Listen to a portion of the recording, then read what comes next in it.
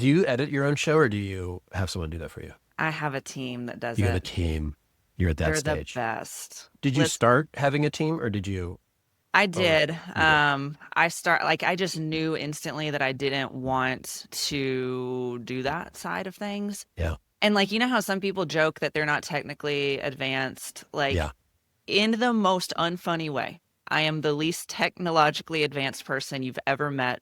I Yeah. don't know how to change the photo on my save screen on my like my lock screen on my phone. Like I So don't know it's how to still do like your anything. kids, like from 20 years ago or something like that. Yeah. Yeah. Yeah, That's and so funny. I knew that I had to have somebody else do it. Yeah. I get that. There's also, I don't know how it is for you, but I still do everything myself just because, I'm just getting started here, but I also don't like it. So even Yeah. if I can do it, but man, I feel like eventually I'll get to a point where I'm not spending my most valuable time doing that. And so I will need to delegate that eventually. So I Yeah, I'm a suspect little it. biased, but I feel like I have the best podcast team ever, and they Yeah. take everything out of it. I mean, they literally coached me on how to do my intro. Hmm. They like did the music, they did the graphics. They Yeah. whenever I send them an episode, I just send them just the whatever episode, like literally halfway through, I'm like, cut this out, cut that out, cut this out, Yeah. and they just like chop it all up and they put it in a package and they write out the like info on Description and it and all the everything. links Yeah. and it's Yeah. amazing. Did you, and I've only listened to a couple of your episodes and they were both solo episodes. I know you also do interviews, I think. But Mhm. when you do your solo interviews, like what's your prep like? Do you just like, all right, here we go, 3, 2, 1 magic, or how do you prep for that? I think because I've done so many at this point that I kind of have a flow in my brain that I don't have to think about it as much anymore. I know in the beginning I had to think about it a lot. Like I had to really I like studied other people and how they interview and like why their questions are good or why I don't like the questions that they're asking. Yeah. So now it's more of just always at the forefront of what would my audience need to hear, not just what I need to hear. And more than anything, allowing it to flow into whatever conversation that comes about. So, like, if you listen to any of the top podcasters, like, even if their niche is fitness, they will go off on tangents down rabbit holes amongst Right. a total other topics. And when I first started my podcast, I was not willing to let that happen. I felt like we Mm. needed to stay on the topic. Yeah. And I think I wasted a lot of really good interviews that way. And so it's just been learning as I go. Yeah. Yeah, for sure. I understand that. I wonder if I might be making the opposite mistake because, not mistake, but um, I love Theo Vaughn, and he's like most of what he's doing is he's on these absurd tangents, and so I have to like consciously tell myself because you want to be yourself in your podcast, like that's where you're really going to be authentic, and I have to keep telling myself, okay, I'm not Theo Vaughn, 3, 2, 1, go, Yeah. because I just Listen, if you are Theo Vaughn, let that out if I because was, I she's would my be him, favorite. but my gosh, I'm not. Yeah, he's a genius. We went and saw him live, and I was just like, you would be fooled not to like think, oh, you're a really smart person. Like No, there's a he's lot actually going a on there. genius. Yeah, yeah, for Yeah. sure. Yeah, Yeah. yeah, He really is. yeah. I go down Theo Vaughn rabbit holes every other How day. can you not? How can you not? Did it take you a long time in your podcasting journey to? I liked what you were saying, how you were studying other things, like realizing how they ask good questions and how, like, what are the kinds of things you want to do. How long did that process take you? Would you say? Because you've been doing it for a long time. 200 episodes. 200. It took you 200 episodes, you think? Yeah. I think I'm still figuring out what makes a good podcast. Like my podcast, thankfully, has done really well because I already have a loyal following of people that want to hear me. Hmm. So thankfully they were tuning in, but I Yeah. go back and I listen to some like even like episode, I don't know, I think I could go back to 181 and I'm Yeah. 181 episodes in Right. and I still am kind of like not like there's things that I would drastically change now on episode 240, you know? Oh So I well. think it's just such an evolution. You're always learning. Yeah. You know how I don't know if you know how this is, but I know like as a content creator, like I do a lot of writing and I write posts and I do reels Hmm. and stuff. And on my Facebook memories, it'll pop up like last year something that I Yeah. wrote. And I kind of cringe at it because I've Yeah. already gotten better as a writer since then. And I think Yeah. that that's a really important piece. Like that's a good sign. That means you're still learning and growing. And like if you can cringe over something that you did just a year ago, like that's something worth celebrating, Yeah. not Sure. something worth being like ashamed of. Yeah. Yeah. Yeah. And so yeah, I can look at episode 181 and cringe a little bit, even though that was just, Yeah. 6 months ago. Yeah. You talked about how do you start writing? Like, is that where you start your ideas with like pen and paper, literally? Because I've noticed, I feel like you are a strong writer. I have a Yeah. background in writing as well, so and I observe that. Does that come naturally to you, or Yeah, do you I've study that? always loved writing. I think that I was born with something Yeah. that allows me to put pen to paper and put ideas to paper, Hmm. and sometimes I feel like I'm literally channeling, like it's not even me having the thoughts, like I'm just writing and it's just coming through me. It's always been something that I've been drawn to. When you were a kid, were you like a journaler, or did you read a lot, or? No, I didn't journal, but I did read a lot, but I loved when we had writing assignments. It would be like fourth grade Yeah. portfolios, and people Yeah. were like, "Oh man, like we gotta, I don't know, write whatever." And I'm like, Hmm. "Hell yeah, we're gonna Yeah. write," and I would get lost in my paper, and I've just Like in the always loved argumentative essay stuff, or like creative writing? creative writing. Creative writing. Yeah, and I think that that has drastically helped me in my business.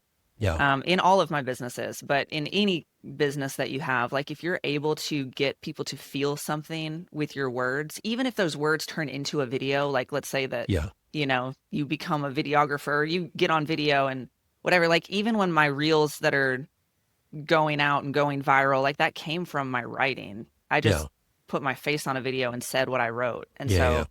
so, um, it's been really helpful. Yeah.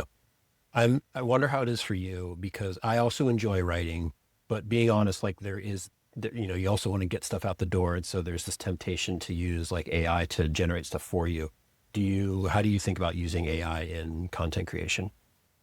I don't fuck with it much. So if we have sales, so there's like different types of writing in my mind, and there's probably actual verbiage for this, but the way that I call it is like there's my creative writing and then there's like sales writing. So Hmm. if we have a deadline coming up and you need to buy this thing before the price goes up, I don't write those emails. My team writes those emails, and I know that they use AI. Hmm. Um, but if you're ever reading anything from the company that is like my voice and I'm telling like a Yeah. story or anything like that, I just don't mess with AI with that. Yeah. I do pop over to AI sometimes and say like, what's a different way I can write this sentence? Because it's just not flowing, you Yeah. know? But I've Yeah. just Yeah. started dabbling in that Yeah. recently. Yeah. I I have told myself for years that I hate social media, and that's mostly true. But now I realize that there is a real utility in it, especially for if you want to build a business. And so I use AI a lot because there's like all these norms about like how, like what an Instagram post is and how it's different from like a YouTube short that is totally lost on me. And so I use AI to sort of say like, how would I frame this for IG versus framing it for YouTube? So I find that to Yeah. be kind of helpful. And what's interesting, and I think this is where CrossFit comes in too. I was thinking about this earlier, but I hate social media. And no one would ever know that because I am Yeah. all Yeah. over You're all it. over it. Yeah. Like I am all over it. I hate being on video. I hate that I have to like make videos to grown adults to get clients to make the Yeah. money. Like I feel like I don't need to prove, like I don't like the thought of like feeling like I have to prove myself. Like I've Mm. grown some massive companies. I don't need to be dancing on reels to get Yeah. people's attention. Right. I hate it. Yeah. And with that being said, I still play the game. Yeah. I'm not above it. Yeah. Like if Instagram is the way in which I can get word out to people, then I am going to play the game. And I'm Hmm. not too good for that. And I will learn the context and the vibe of Instagram versus LinkedIn versus Threads versus Facebook, because there is a different culture to each Yeah. platform. And so I was thinking about it when it comes to CrossFit, like I have to almost put on a character when I go on social media. And a lot of people that know me really deeply and really personally are always like, you are not necessarily like the same person on Yeah. social media. And I'm like, no, of course not. Like, that's my Yeah. character that I have to go into to become what I need to become in order to sell Yeah. my shit, in order to provide for the family, Yeah. and in order to grow the business. And it's almost like the same with CrossFit. Like, I think we all kind of put on a character when we go to CrossFit. I'm not saying we're not ourselves or we're not, those Hmm. aren't our real friends, but I mean, when there's days that you don't want to be there and you would rather do anything than burpee box jump overs, Hmm. Yeah. you have to literally kind of put a mask on to get through it because ultimately you do want to be a CrossFitter, and ultimately you do want to be fit, and you do want to be a part of the Yeah. culture, and you do want to be in shape. And ultimately I want to have the results that social media brings to me, but I don't want to do it. Yeah, I think that makes it less of a character in the CrossFit gym if you're there despite what you don't want to do. Like, because there's something revealing about, jumping over that box so many times that shows you who you really are. I mean, I understand the point you're making, but Yeah. yeah, that's funny. How explicitly do you think about this social media character? Do you actually think that, and do you like, okay, her name is Brandy and she's Brad, or like, do you actually map that out? Because I think No. that could actually be kind of useful. No, I'm sure that You I know? could. I do Yeah. remind myself of it a lot, like when I'm not Hmm. feeling it. Yeah. I'm a really big believer that, we're extremely lucky. If you just went back 100 years and you watched our grandparents like own a business and they had to go around and print in the paper and I tell know, their right? friends, and everything was word of mouth, and they only could sell to the people within a 10-mile radius of them, or whoever was willing to drive to their store. Yeah. We are exceptionally spoiled rotten Yeah. in the fact that I can make a reel, it can reach thousands, if not hundreds of thousands, millions of people. Yeah. And I can say, say the word business and I'll drop you a link. And then that link funnels them into an email sequence where they are going to be getting, drips and hearing from me over the next 7 days. Like that's insane. Yeah. It's insane. So I try to remember that with my Yeah. whole heart on days Yeah. that For I real. don't feel like it. Um, how lucky we are. And so I do have to tell myself like, okay, Becca, this is this is your work. This is the character you're playing Yeah. today. This is what you've agreed to do, and we're gonna just make it happen. Yeah. That's funny. It's not like we have to like push a giant wagon full of like fish around or anything like super like I know, manual. but I It's would. you would. I would This if is I something needed that, to. yeah, right. Yeah, for sure. This is something I think is really interesting about your specific, set of businesses that you have. On the one hand, like you were just saying, like you've got this literally global reach and you like people all over the world can see it. But that means you're very far away from like your customer, right? They could be anywhere. But on the other hand, a lot of your businesses are around like in the health and wellness space, like massage and all that kind of stuff, which is extremely intimate and close. So one of the things I think is really cool about the kind of work that you do is it like the value, like the distance between the person providing the value, the masseuse, and the person receiving it, the guy getting the massage or the gal getting the massage, is like super close. And I always think that's really cool because I work in data science, right? So like I'm a million miles away from anyone who would ever use the model that I'm building or anything like that. So I always am really envious of people who are actually like have businesses where the distance between the value provided and the person getting the value is like super close. Yeah, so I was a massage therapist for years. I was the person giving the You were massage actually for a doing it, yeah, really long time. And I loved massage for years. I thought that it was the end game. I had no intention of growing the business any more than that. I had zero intention whatsoever. But then I started having babies and I started wanting to be home, yeah, and massage was one of those things where I was giving massages in the evenings and on the weekends because everybody else was at work during work days. So like the only time I could really like make money yeah, was in the evenings and weekends, and I started not loving that. yeah. And I remember my brother-in-law being like, "Why don't you just hire someone to work for you so that you can like they'll work in the evenings and on the weekends so that you don't have to." And I remember it was like he invented the light bulb in my brain. I was like, "What do you mean?" And so the first time that I ever created distance between me and my client was the first time that I ever hired someone to like give massages for me. And I had to get over this whole like, no one will ever do it like me. No one will ever care as much as me. No one's going to Mm, be as good as I am. No one's going to know my customers as well as me. Like I definitely had like mama bear syndrome. I yeah, wasn't willing to give up my clients. Like I have all this background in kinesiology and sports medicine, and I've been in sports my whole life, and I felt like the type of massage that I was giving, like only I could do. It was like the yeah, dumbest thing now that I'm yeah, looking back, but I started building evidence that other people are really smart and really good yeah, at sports massage. And when I started putting distance between myself and my clients, and I started actually like using the true word of scale. A lot of times people say scale your business now, and all they mean is grow your business. But the true meaning of scaling is to grow your business with it taking less of you. hmm, And when I started scaling it, I literally fell in love with business yeah, over massage. And a beast was completely born. I think that from the moment that I hired that first person to massage for me, I think that I had like 17 massage therapists in the first year after that. Hmm. Did part of you feel bad about that, like switching from a practitioner to like a business owner? Because you're like, no, no, No, no, this is who I am. no. No. At this point, you have to understand that like we've employed, I don't know, 200 people at this point. Like to this day, I don't know, and I'm not saying, anything bad about anybody that works, everybody that works for me works really hard. Yeah. I had a disease. I was working so much. You have to imagine I was like pregnant all of Yeah. the time back then. I was working like 14-hour days, and this is standing up, like hard work, lifting arms, lifting legs, not Yeah. sitting down, not taking a break. I remember squeezing, my meals in like wherever I could, or just not eating. I was a workaholic. No Yeah. one had worked. To this day, I don't know if anyone is collecting the amount of hours I was collecting for years and years and years. And I remember by the time I was ready to be done, You're ready to be done. I just felt great about what I had Yeah. contributed to the business. Like that thing was built on my blood, sweat, and tears. And I Yeah. don't have any regrets about stepping away and actually growing that company the way that we have. I would have never been able to grow it if I hadn't stepped away. It would still be like me and a Yeah. few other people. Stepping away is what created such a massive Yeah. growth. Yeah. I don't know very much about massage. I've only had two ever.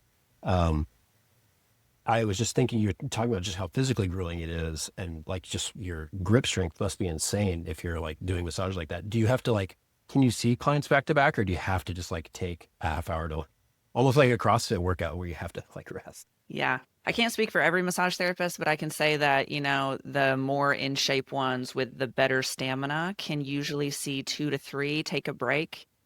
With max, I mean, maybe max 5 massages a day. Yeah. I was doing like 9, 10 massages a day. I remember like getting home just literally dying like every night, Yeah. like crawling into the door, falling asleep on my couch, my husband like waking me up and carrying me to bed. Like, Oh, and I would always go back before I was fully healed from pregnancies. Like I yeah. was just the true workaholic. Wow. Um, yeah. I want to you mentioned you grew up always doing sports. What did you play? And then eventually, like, tell us like how you got to CrossFit eventually. Yeah, so I grew up playing basketball, Hmm. and that is like my main Yeah. heart sport. Yeah. I played volleyball in high school, and then in college, I actually did some bodybuilding shows and I boxed. Mm. Oh, And wow. You're a tall How tall are you? 5'11". You're 5'11". Okay. And you Yeah. have a good wing or good arm reach for that Yeah, I boxing. was pretty good at boxing until I got hit in the face a few Oh, yeah. times, and I Yeah. was like, you I know hear that's what? not I fun. don't know how much I love this sport. Yeah. Up until then, you're like, this is great. No complaints. Yeah, Yeah. exactly. But You got really clocked one time? oh yeah, I was boxing.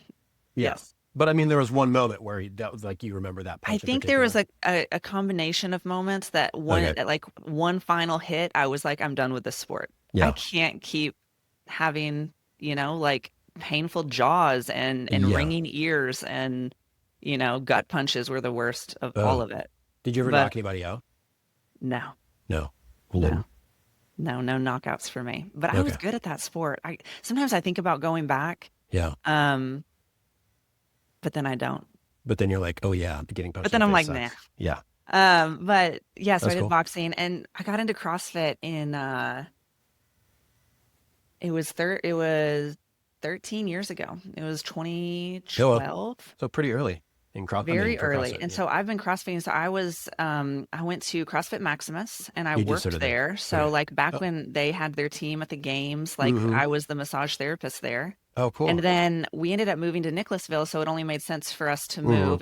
And I ended up going to Man of War CrossFit. Hmm. And then I helped build CrossFit Conductor, and then I've been at 859 for like 8 years. And so I feel really fortunate that I've had my foot in the door and I've made friends at all of these different CrossFit locations. Like Yeah. I feel very at home at Maximus. I feel very at home at Man of War.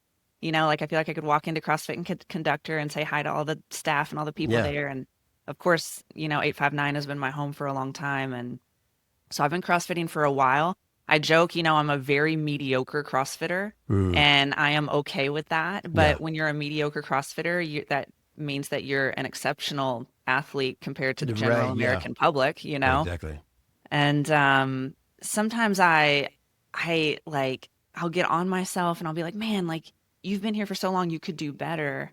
But one of the things that I really try to remember is I've been doing this for 13 years. I've Yeah. been doing this, like, I have come back after every pregnancy. I Yeah. have come back after, the loss of my mom. I have come back after like big emotional things. I have come back and come back and come back. And like, Hmm. I think anyone can do anything for like a year. Yeah. Anyone can do any sport for a year. Like the OGs have a special place in my heart. The people that have been coming to CrossFit for once you're in your seventh year, eighth year, 12th, 13th year, like that's some crazy shit. Yeah. For real. For real. Like what is it for you now? Is it just a way for you to like for me, I always think of like, I'm kind of like a beaver who always needs to like gnaw down on the wood because otherwise my teeth will grow through I need something to like push Yeah. back on. Or is it like just a workout for you, or like, does it have different places in your life now? Yeah, mainly don't want to be fat. That would not be cool. Yeah. That's my goal. Hmm. No, I think I think it's probably the same as everybody. It's like I like the difference in the workouts every single day. I like Yeah. that I'm always being pushed. I love the barbell work. I love the Yeah. community. I love the people. Like if it wasn't for my husband and Kate and Emily and all of the people that are in our 8:30 class, like I don't know that I would be in love with it the way that I'm in love with it. And I Really? think that it goes through seasons too. Yeah. Like there are seasons where I love it more than other seasons or where I'm more competitive with myself than other times or it's kind of like this grounding place. I get really sidetracked with my work and we're doing really big things in my work life. And it's like that place that I can come home to. I really do feel at home at CrossFit. I feel Yeah. like I know everyone and Yeah. they're Yeah. like Yeah. my real friends. And I say real friends, but I live this weird life where I'm very visible and my podcast is in a lot of people's ears. Yeah. And so they feel like they know me. And so like oftentimes I will have people that I don't know at all talk to me like they know me and like, Oh because they yeah. do. I've been talking to them for Yeah. years. I've been in their ear for years. They've listened as I've gone through big life events. They've listened to me talk about things. They've watched me buy this business and grow this business and Yeah. Yeah. whatever. Yeah. And so there's nothing wrong with that. I'm glad that I get to be that person, but it is an interesting feeling of Yeah. like there's so many people that think they know me. Yeah. Yeah. Yeah. Um, but like these people do. And Yeah. these people are who I'm talking to about dropping my kids off at school. And these Yeah. people are who I go and run on black hot asphalt with. And like Yeah. these are the people that have watched my kids grow up and they watched me be pregnant and they watched me, and it's like that's a very comforting feeling to me. Yeah.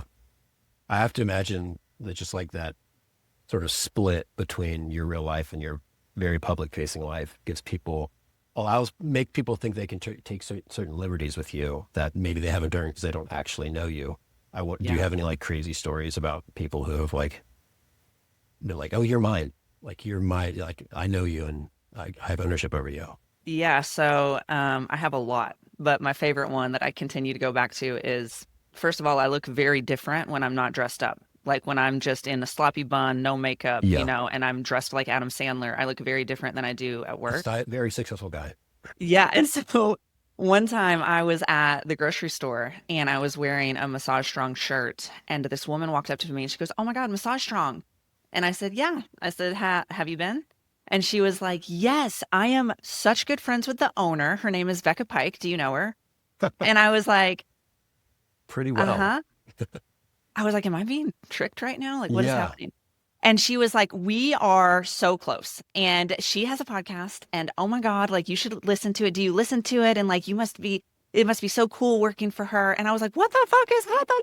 That's crazy. It was the craziest thing. And so people just claim, like, I don't know, just claiming to know you or Yeah. claiming, like, I don't know. It's just, there's just things that pop up when you're in the public that you wouldn't expect to pop up and you don't know how to deal with it and you don't know, and because my company is so public facing that if someone were to, get mad at me, they have such a platform to speak on. Yeah. So we let go of someone. We fired someone about a year and a half ago, almost 2 years ago. And she was so upset about it that she went out and she spent Mm. literal weeks just writing to people, just sending these like 6 paragraph things out on Facebook and posting it on stuff and like Wow. telling people all of these things that weren't true at all. And, it's not my style to like talk back to it or Yeah. to address it publicly. And so I just didn't. And so she had this huge platform to, tear me down. And so I think when you're highly visible, you're just kind of like standing on a stage for people to like Yeah. throw tomatoes at you if they want. But also Nice. there's really great parts of it as well. And Yeah. we've seen it all for sure. Yeah. I'm sure. Wow. So eventually she just stopped. She's like, okay, well, I guess my screeds, I'm done. I think so. It was like 2 in the morning, like a month ago, that she sent this really nasty message to us. Jeez. And we were just like, it has been 2 years. Yeah. And we had every right to let her go. She just like Well, went she has a lot of free wild, time, it seems like. So, I guess. and a I lot of don't know. energy. Huh. Interesting. I wish she'd pivot to something more useful, maybe. I don't know. Yeah, Um, I think people are just going through really weird shit that we don't know about too. Like that's honestly, also like true. when I really think about her, like she was a good person when she worked for us. I think she's a good, I don't know what happened, and I just wonder what she's going through. I don't know. Yeah. Like I just feel like everybody's got their own battles. Is that an important perspective you need to have when because you are in a position where you sometimes have to fire people. And so you have to sort of put that sympathetic hat on sometimes and balance that with, well, the business can't have people who are snapping like that. Yeah. Yeah.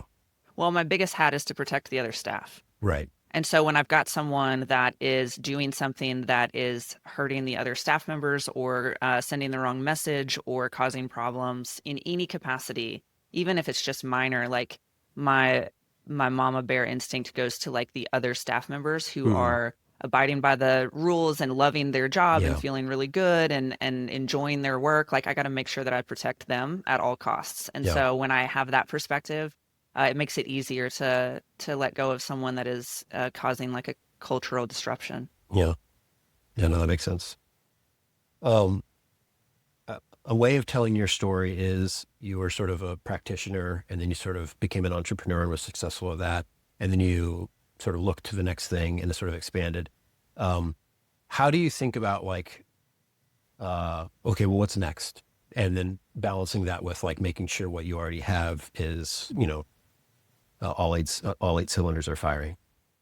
I teach a lot in my business coaching about feminine versus masculine approaches to business. And I think that it Mm, goes towards life as well. And the only thing that I mean by feminine and masculine is more like masculine is more strategy based, more data ridden, like mhm, style execution. mhm, Femininity can be like a lot of execution, but it's more like creative and flowy and go with the flow. mhm. I have leaned into my feminine a lot in the last couple years. I think that I used to have a strategy for everything. I needed to study how other people were doing things to decide what my next move was. I needed to look around and see what is the patterns that are working um, in the last couple years. And I think that it's come with because of a lot of like failures too. Like there have Mhm. been a lot of times that I have put my whole heart into something and my Yeah. entire bank account on the line and like really pushed myself to the brink based on a strategy that I thought was going to work.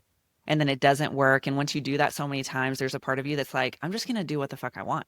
I'm just Yeah. going to do whatever I want. And like, if it works, it works. And if it doesn't, it doesn't. At least I'm doing what I want to do. And so I've leaned more into this feminine side where I'm very free flowing now.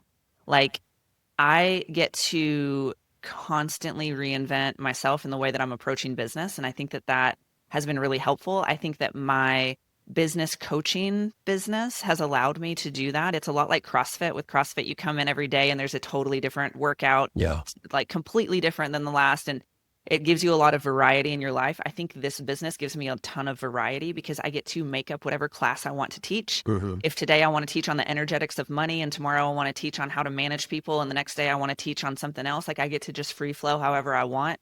On Yeah. my podcast, I can bring in people to talk about CrossFit or to talk about health. I can bring in people to talk about business, or I can bring in people to talk about, I don't know, like Yeah. mediumship and the afterlife. I can do Oh, whatever I want. mediumship. I've So never heard that term before. Being a medium. yeah, and so it allows me to just really flow with whatever I want. And so I really hinge my businesses on how I'm feeling. And that's pretty crazy to say, Yeah. but it is the way it works. I have to think there has to be some of the more masculine side that, accounts for everything and is like, or stays organized. Cause I mean, Oh it's yeah. exciting to be freewheeling and have a different thing all the time, but it's also, it can be a little chaotic. So how do you balance that? Does your staff do that or does your, Yeah, do I you have a, mean, the only reason that I can be feminine is because the masculine is in place. So the right. processes are in place.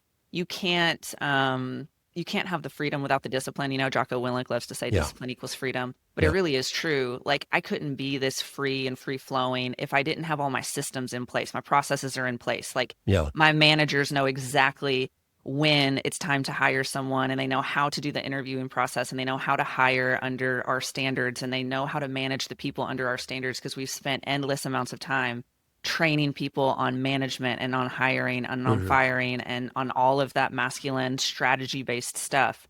We have put in the blood, sweat, and tears on that. So then when we know that that's locked and loaded and our systems are in place, our management is ready for anything to happen, that allows me to just be able to have the time and the space and the mental protection to be able to do whatever I want Yeah. in my businesses. Is there some, I'm a big like spreadsheets person, like my whole business is in a couple of different spreadsheets. Is there some big master, whatever, whether it's a spreadsheet or something that like is like your entire business empire? I mean, the closest thing that I could say would be like my collective of teachings for my business Yeah. coaching clients, which Yeah. is just like the way that I teach them is I think to myself, what's the end game that they all want? They all want a successful scaled company that doesn't take a bunch of time out of their Hmm. life. And then I break that down, I reverse engineer that outcome and I say, okay, what do they need to know? Well, they need to know how to manage people. They need to know how to hire people. They need to know how to think like a CEO. They need to know how to take risks and how to use their investments and how to handle the debt that might come with it. And like I reverse engineered and I created into classes Yeah. for my students. But as far as like a master sheet, I mean, I've got a Mark Pike.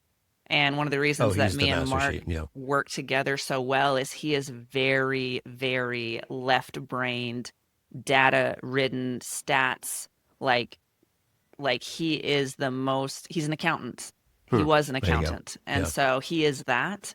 And I am very like creative. Yeah. And I will just push things out and throw spaghetti against the wall. And I think that it's pretty crazy that we met each other to begin with, but that we also just had this drive for business Yeah. and we complement each other big time on that. Yeah. If my wife and I were business partners, we would either murder each other or divorce each other or both. Listen, She hates, like, I'm like, hey, what if we built a rocket ship and went to the moon right now? And that just, even if we're like spitballing, stresses her out. That's just, she can't do that. So you're lucky. well, it's not luck, let me tell you. Yeah.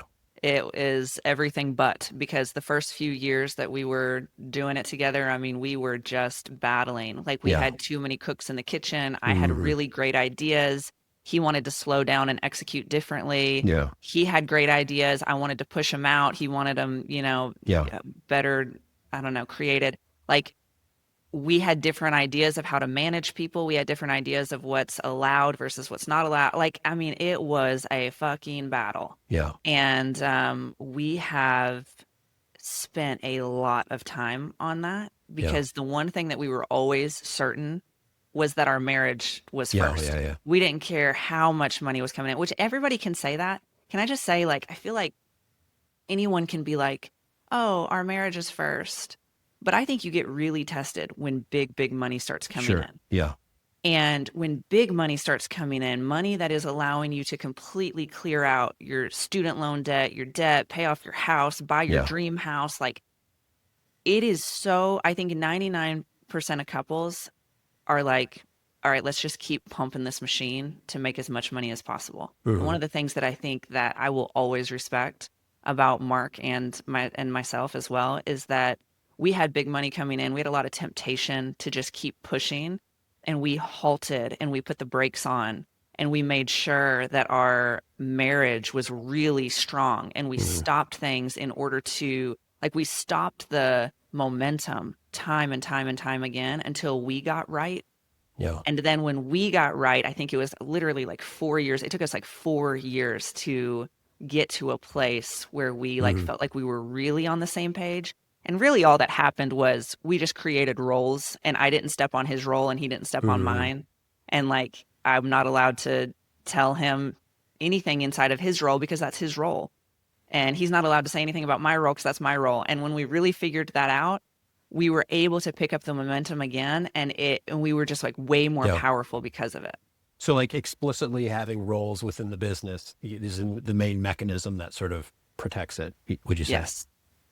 And then do Yes. you guys have like in here we're husband and wife, but over there we're business partners. Like do you Yeah. separate it really clearly? Yeah. You have to. Yeah. We have gone that so far that we won't even talk about business on our text threads because our text threads are protected. It is for Yeah. us to be husband and wife. And so our text thread is mainly just like talking about food, like what we're going to Right. eat next Yeah. and basic day-to-day things. And Yeah. then if we have to communicate about business, it's over on like Google Hangouts at like a different app, a third-party app, so that we can just keep it separate. Yeah. Because work Mark is very different than husband Mark. Oh, And interesting. I need to remember that. Yeah. Right. And so like, and he needs to remember that about me. Like I will dip into my masculine in work mode sometimes where I'm just getting shit done. Hmm. And so I'm not there to be cute and playful. I'm there to execute. And it's Yeah. the same for Mark. And I think that there was a lot of miscommunication when I was like in wife mode and I'm feeling Yeah. playful and Yeah. I'm just Yeah. like popping around the house cooking dinner and I want to like text my husband, but he's in execution mode and our wires would get crossed and we would be like, what the hell? Yeah. And so we've just learned these patterns about ourselves so strongly, and it has helped us so much that we have learned that we want to separate. Hmm. And it's not like we will never talk about work when we're on a date or something like Right. that, but we Yeah. also are really good at just being like if I'm ever like, you know what, I am not in the mood to talk about work. Like I am in my feminine, I'm in my Yeah. Yeah. flowy, Yeah. I'm in my wife mode. Like I don't want to be drug out of that. Like Yeah. he wants to protect that in me too. Yeah. That's interesting. Yeah. I admire that. I think that that's a real, like just to have built the whatever systems you need to be able to do both of those things is an achievement in and of Yeah. itself. I can imagine. Oh, I mean, like I said, my wife would kill me if we worked together. It wouldn't be Yeah. great. It'd be a bad thing. Yeah, it can be intense. We also have learned to not work side by side. So like I have an office in the house. I'm Mm. in my house right now. He leaves every day, even though he doesn't have to. Yeah, And I he saw him has at a an Whole Foods office. once working. Do what? I saw him at Whole Foods once working. Yeah, he'll go to Whole Foods sometimes. He'll go to Luna's, but Yeah. he actually has an office. He rents like Mm. just a random space over there by Meyer, and Hell he's yeah. got his own space. So we separate from each other every day from 9 to 5, and we come together, as if we worked a 9 to 5 at the end of Oh, the day. nice. And there's little tips and tricks for working with your spouse that will literally save your marriage. Yeah. Well, that's cool. So do you just work from home? Yeah, pretty much. I imagine you have to like go to your businesses a lot and like drive around to the city and check in on them or no? No, my managers all do that for You me. managers all do that We too. have we have delegated in a way that allows us to be extremely hands off, and that's the Hmm. way that we want to do it. So we also have a yoga Pilates business, and we're in the middle of building out a second location for that, so it's under construction. So I think that that's taking a little bit of our attention, Yeah. like going over there and checking on the construction and on the growth of it. But as far as having to like pop in to our businesses, it's extremely rare. Yeah. Extremely rare. Thank God, because our managers are the best. Yeah. I imagine that, I mean, new building projects, notwithstanding, like I imagine like you can't just sort of be sitting there. Okay, we'll just sit and wait for a problem to come and then our managers will call us and we'll address it then. Like I have to imagine there's a lot of being proactive work that you have to do. And rather than just like sitting around waiting for problems to happen. Oh yeah.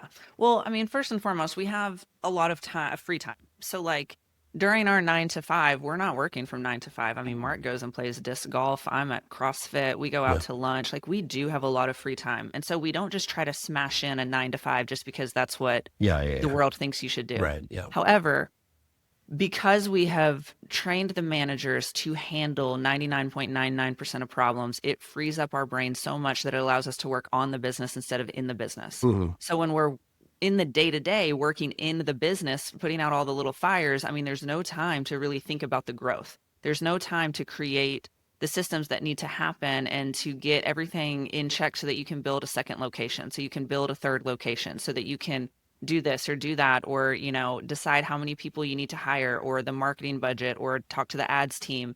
So like a lot of the day to day is completely done, giving us a ton of free time. But Mm-hmm. now we get to work on the business. Now we get to decide how many locations do we want. Now we get to communicate with the bank and decide what we need and what leverage we need in order to Mm-hmm. create, the dream studio that we want to create. Yeah. And I spend most of my time now in the online space in helping people grow their businesses. Yeah. And so I have a manager there as well, and she does all of the back end and the day to day so that I can be creating the volume of bringing the clients in.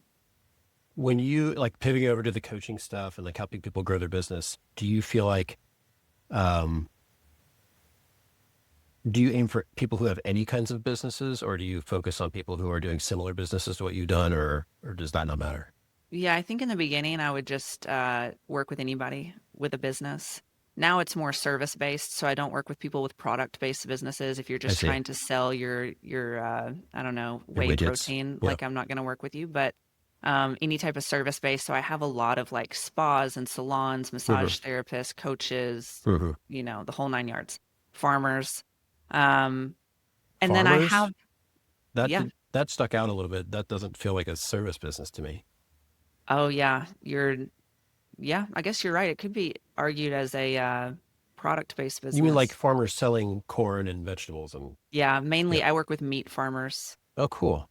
Yeah, grass-fed organic beef and turkey and organ I meat. mean, that definitely has like a similar vibe to like health and wellness, like people who want to pay attention to what goes in their body. So I guess there's, some synergy there, but Yeah. oh, that's And there seems interesting. to be an interesting thing that happens where once you coach someone and they do really well, people in their industry want to know why. And so Hmm. more of those people will come and find Yeah. you and like word gets around. So like I randomly have several farmers. I randomly have Yeah. That's funny. so many like med spa owners, like, Mm. women that Yeah. do the Botox and the lip Yeah. Yeah. filler Yeah. and all of that. Like I just have tons of them.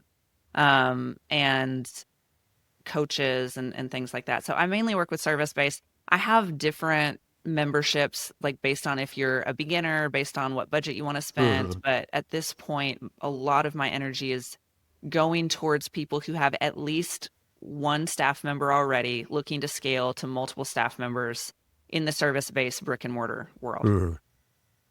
Do you ever, how much of like a successful business is like just a dynamic founder, like someone who's just really keyed in and they understand their business and there's something really compelling about them? Or how much of it is like none of that is just skills anyone can acquire? I love this because it all comes down to grit.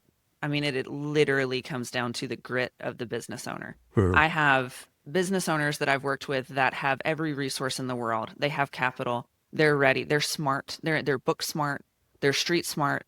They're intelligent, Hmm. and they fail because they just Hmm. don't have the grit. They don't Yeah. have the ability to get punched in the face and get back up and do it again. They don't have the Yeah. desire to do it over and over. And it's like the people that I know that didn't come from any money and they, had to learn everything on their own and but they have the grit, like they're Yeah. willing to fail over and over and over again. And I think that it's so cliche to talk about like, in order to be great at something, you have to fail over and over again. That's a very cliche thing that everyone says, but I mean, it is so unbelievably true. Like Yeah. when people find me on the internet and they're like, wow, yeah, yeah, it must be nice. You've got all these businesses and, you've got all these followers now. And I'm like, if you could have seen how Yeah. many times, like my failures, my public failures in front of everyone would eat your pile of failures for breakfast. Yeah. Like I have put myself out there over and over and over again. And so when I see people that come to me and they're like, listen, I'm willing to do anything to grow my business. I'm willing to do anything at all.